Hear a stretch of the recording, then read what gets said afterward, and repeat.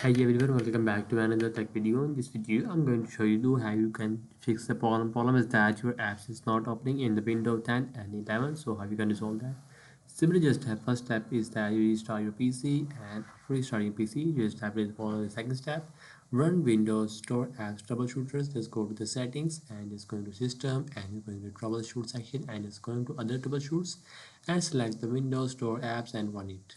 So the third step is reset or rewrite problematic apps.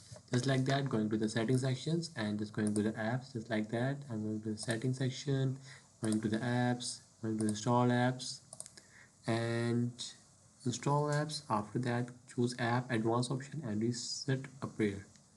Advanced options.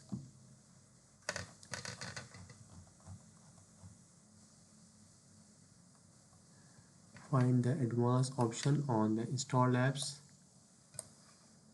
If you don't find, don't worry. You just simply just wait. Apps, install apps, choose app which you are working, which is not working.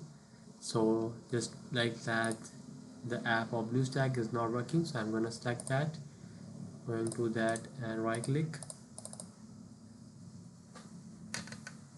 just like that, modify and reset and append it. So the first step is that clear Microsoft Store cache. Just press the window plus R, just window plus R and just search that on OK it, and it's gonna reset the clear the cache of the Microsoft. So after that is step 5. Follow the step 5, run sfc and the command on the admin command prompt. Just copy that and just copy that and just going to the icon of the window and just going to the terminal admin and just yes it and just going to that and just control V and just paste anyway and just enter it. So it's taking the beginning system scan and the processing, so just minus it. And the sixth step is that you just have to just open PowerShell admin and type that prompt and done it.